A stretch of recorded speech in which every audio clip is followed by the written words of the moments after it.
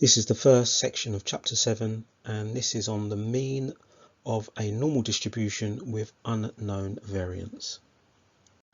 So at this point it may be useful just to remind ourselves about a chapter which is linked to this, and that's chapter 5, and that was all about finding a confidence interval for the mean, the population mean, where the mean was unknown but the variance was known, or the unbiased estimator S squared could be calculated.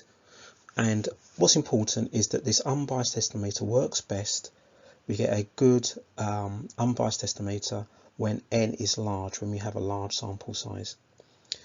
In this section of chapter 7, we're also going to be finding a confidence interval for the population mean, but the population variance is not known, so we'll need to calculate an unbiased estimator, but n is going to be small, so we're not going to get a good unbiased estimator because n is going to be small. Now, to overcome this, we use what's called the student's t distribution in place of a normal distribution with mean 0 and variance 1 squared. And we would use this in applied maths, normal applied maths, when we need to calculate either the mean or the variance and it's unknown. Then we standardize our values.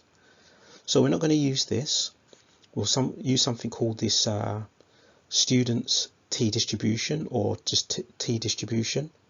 It only has one parameter, and that's n minus 1, and n minus 1 is basically the sample size minus 1, and that's going to give us degrees of freedom. So we'll have dt here and a little number which is going to represent degrees of freedom. That's all we need to know to use this t distribution. Now you can see it looks pretty much the same as a normal distribution. It's symmetrical about 0 here, and 0 is in the middle, so that's like the same as a standardized normal distribution. And as n increases, so as our sample size increases, the t distribution gets closer to a standardized normal distribution. We don't need large values of n for that to happen. Quite small values of n, in fact, will give us a t distribution that's really close to a standardized normal distribution. Now we'll use this in another section, just over here, where we've got this little thing here with t, just over here, where we can convert between our normal distribution values and convert them to t distribution values. We'll do more of that in the next section, and compare that to how we standardize values in normal maths, in the applied maths. Yeah, very similar type of formula here. And last thing is, what we need to watch out for is that the values in the table or your calculator are right tail values. So if you're going to be using the table, it tells you the t value for an area to the right of that t value. So it's always useful to draw a sketch just to remind yourself that the t value that you have, the heading on that table, there will be a column, and the heading will be an area, and that area is to the right. So next thing you want to do is to take what we've gone through and use that to work out a confidence interval for the population mean from a sample of size n taken from a population that's normally distributed with mean, mu and sigma squared as its variance. So to do that, we're going to use this t distribution. So we're going to use this formula here. It just gets rearranged, and what we end up doing is the sample mean plus or minus the t distribution with a certain amount of degrees of freedom. Remember, we worked that out by doing n minus 1, and the percentage that's going to go in here is 100 minus the confidence interval divided by 2. So let's say, for example, it was a 90% confidence interval. 100 minus 90, 10 divided by 2 is 5. You can normally just do these in your head. So 90% confidence interval, this would be 5. If it's a 95% confidence interval, this would be 2.5. So you wouldn't really use this, but it's there anyway. And that gets times by the sample variance over the square root of the sample size. So I've got that all here written down. This is a more compact version of what that formula is. So here's our sample mean plus or minus t distribution with n minus 1 degrees of freedom and significance level divided by 2 times by the sample variance divided by the square root of the sample size. So you can see the difference between a confidence interval and a confidence limit. Here's our sample mean, and then we're basically adding and subtracting a number from that sample mean. The difference between those, or the actual values, written either in set notation or using inequalities, is the confidence interval. The limits are just the individual numbers, okay, the lower confidence limit and the upper confidence limit. So example 1, the random variable x has a t distribution with 10 degrees of freedom. Determine the values of t for which, and then we've got 5 questions here. I've already drawn out my t distributions with the mean in the centre, ready to sketch on there just to make sure that I get my areas correct. If you're using a CG50, then you want menu and then 2, which will take you to the statistics menu, F5 for distribution, and then F2, and there'll be a little t just above it for the t distribution. Now we're not going to use F1, which is TPD, just F2 and F3. F2, TCD, it will give you the area between t's, so you can type in a lower and a upper value. And then F3, inverse t, it will give you a t value from an area to the right.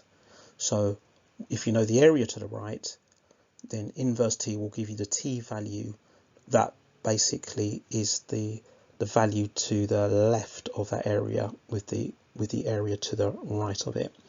So for this question, I'm going to be using the tables. I think it's quicker. But if you were using your CG50, then it's going to be inverse t that you're going to need to find the t values, because we have an area and we want to find the t value. But I would still sketch them first. So the first one here, the probability that x is greater than t is equal to 0.025. So let me mark in greater than area. Okay, now it has to be on that side because it's an area of only 2.5%. So it has to be over here. So this is fairly straightforward. I can just look this up in the table. Now it says 10 degrees of freedom. So it's actually written like this, the t distribution with 10 degrees of freedom. Now this actually tells me that n was 11. So my sample size, these values came from a sample size of 11, because the degrees of freedom is going to be n minus 1. So 11 minus 1, that's where the 10 came from. Right, back to the table. It's on page 39 of the formula book. If I go down the V column, go down to number 10, and then I want to go across until I find the third column, which is the 0.025% area, and I see a t value of 2.228. So t is equal to 2.228.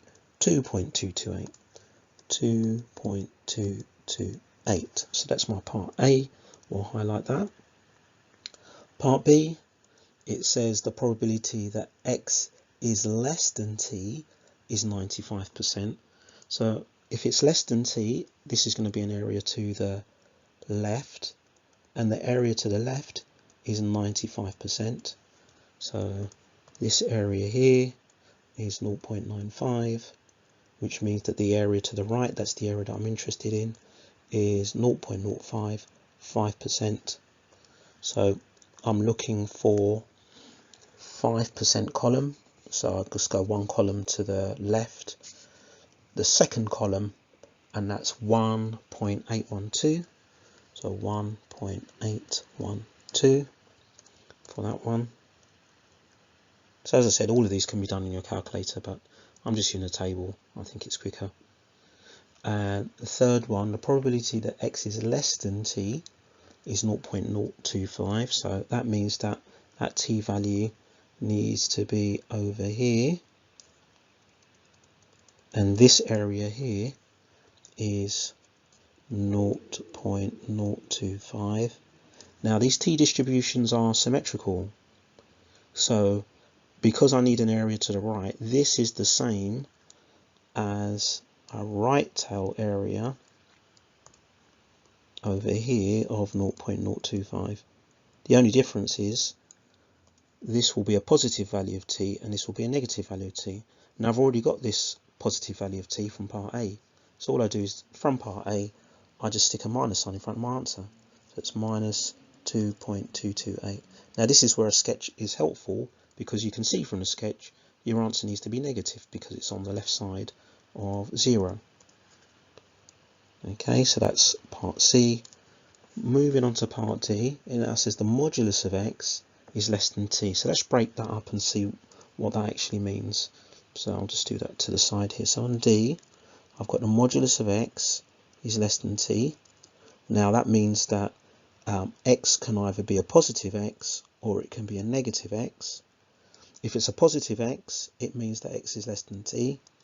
And if it's a negative x, it means that x is less than t. And it would help if I had the right symbol. I'm not sure why I've put less than when actually it's greater than. So let's correct that. Greater than. So these all be greater than. Sorry about that. So x is greater than t. So a positive t, or over there. And then x, or negative x, is greater than t. So if a negative x is greater than t, it's actually going to be over here, 2 tails. Now, what do I know? That both of these have got an area of 5%, so each tail has got an area of 0.025%. Now recognise those from parts A and C. From part A, t is 2.228, and from C it's negative 2.228. So I've got 2 answers here. T is equal to plus or minus 2.228. Okay, right, let's move on to the next one. Hopefully I'll get the right sign down. So for part E, I have the modulus of x here is less than t. So this is what I had before that was incorrect. So x can be positive, which means x is less than t. X can be negative, which means x is negative x is less than t. So let's think about what this means. X is less than a positive t. Okay, so it's less than a positive t, so it's going to be over here, this sort of area. And negative x is less than t. Okay, so that means this negative x is going to be less than the area above it. So it's all of this area here. This area we're told is 98%. That means that the areas in the tails is 1%. They've got to be 1% each. 0.01. So we're going to go back to the table and we're going to find these 2 values of t. One's going to be positive, one's going to be negative, so plus or minus. So we just go to the 1% column, 10 degrees of freedom, and I get 2.764. So it's plus or minus 2.764. I'll just highlight that. Example 2, the random variable y has t with 4 degrees of freedom distribution, and there's a couple of values we need to determine. So it doesn't matter how simple it looks, I'm still going to draw my graph here like this. So I've still got my 0 in the middle. Now this time I have a t value. I'm trying to find an area, so my t value is here, 3.747, and I'm trying to find this area here. Now, if you're using your CG50, you would type in this as your lower value and then just type in anything big like 99999 for your upper value. Now, since we're using the table, we're going to go to the fourth row of the table, 4 degrees of freedom, and we're going to go across until we find this t value. And it's in the fourth column, 3.747, and it's underneath the 1%. It's in the 1% column. So that tells me that this area here is 1%, 0.01. So there's my answer for question number 1. The probability that y is greater than 3.747 is 0.01 or 1%. Right, let's do part B. Same thing again. We'll draw our distribution out like this. We'll put our mean in of 0. And this time we've got the probability that y is less than a negative value there. So that means it goes over this side, negative 2.132. We're trying to find this area here. If we were using our CG50, we'd type in a very small negative value, so minus 9999, and this would be our upper value, our upper limit. Since I'm using the table, what I've got to do is flip this to the other side over here and work out the positive value and use that to find the area. The area is going to be the same. Okay, so I could say that the probability I'm trying to find is equal to the symmetrical probability, the probability that y is greater than 2.132. So this area here, so again, go to the fourth row, 4 degrees of freedom, and this 2.132 is the second value in. It's under the 5% column, 0.05. So I found the area. So the answer to my question is it's 0.05 or 5%. Example 3. A sample of 6 trout taken from a fish farm were caught and their lengths in centimetres were measured. The lengths of the fish were as followed. So there's the lengths here. Assuming that the lengths of the trout are normally distributed, find a 90% confidence interval for the mean length of the trout in the fish farm. So let's start with our formula here, and we'll just go through them and find all of these values. So the first thing that we need is the sample mean. Now I'm going to do this on my calculator, and if I go into the statistics mode, I can also use that to get the sample variance as well. Okay, so yeah, both of these in the calculator. Mean 25.5, and it gave me s squared as 0.856. It gave me some long decimal for the standard deviation. So I'll just use this value and I'll just square root it. So I have 25.5 plus or minus t. Now I need to work out the degrees of freedom, and we should always write that down. So n is equal to 6.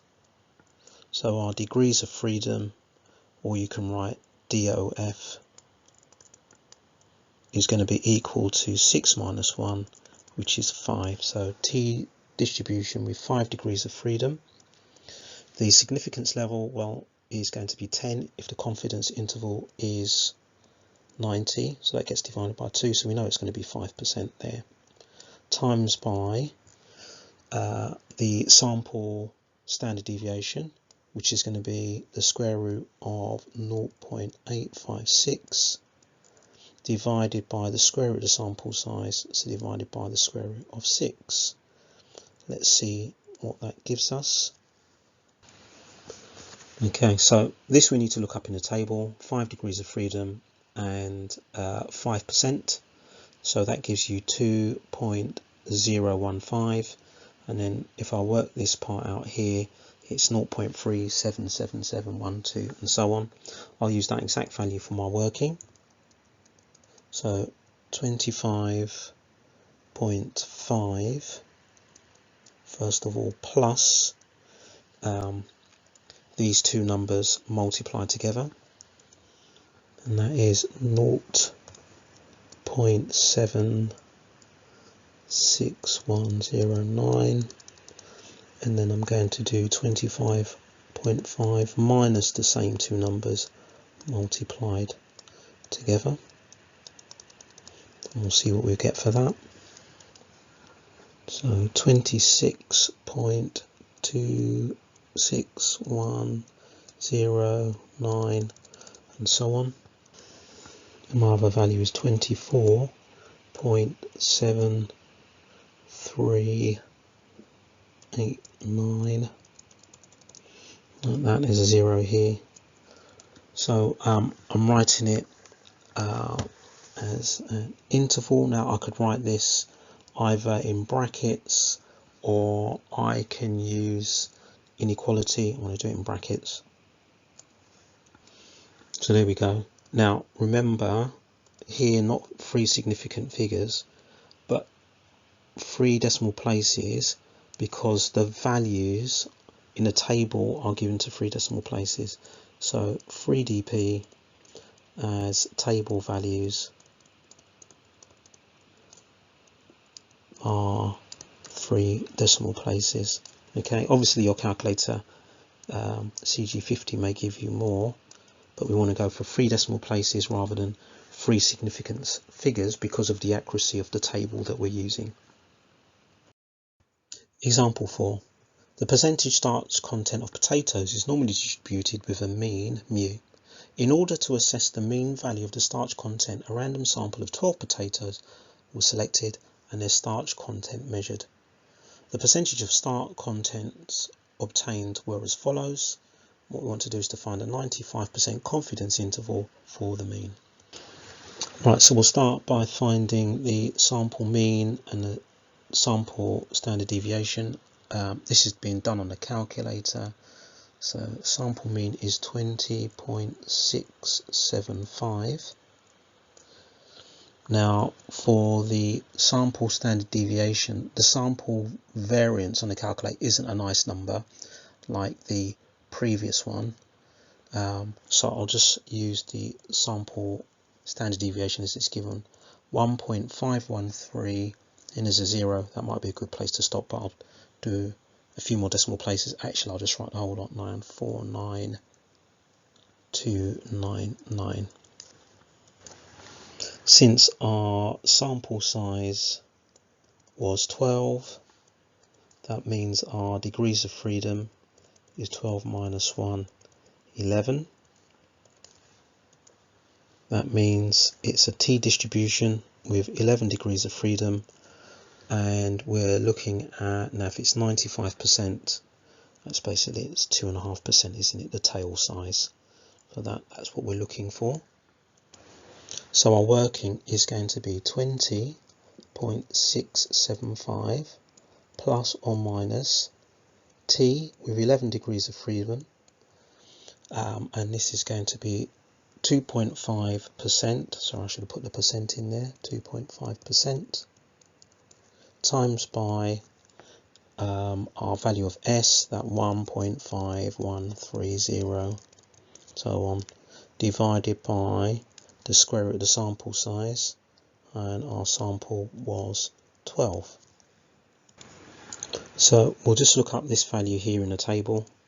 So T11, 2.5%, go down to 11th row, and 2.5% is 2.201, 2.201. So we've got 20.675 plus or minus 2.201 times by this calculation here, 1.5130 divided by the square root of 12. Now, I don't need the exact value here, but since we're given an answer to 3 decimal places, our answer here should be correct at least to 4 decimal places. But seeing as I've just done this calculation, I'm just going to use the answer button. Right, so this is going to be 20.675 plus the answer to that calculation, which is 0.96135 and so on, and 20.675 minus the same number, 0.96135. Let's see what that gives us. So that's going to be 21.63635 and then 19.71364. Now remember, we give our answers to 3 decimal places because the tables only give us values to 3 decimal places. So our lower limit is going to be 19.714 when it gets rounded, and our upper limit 21.636 when that one gets rounded.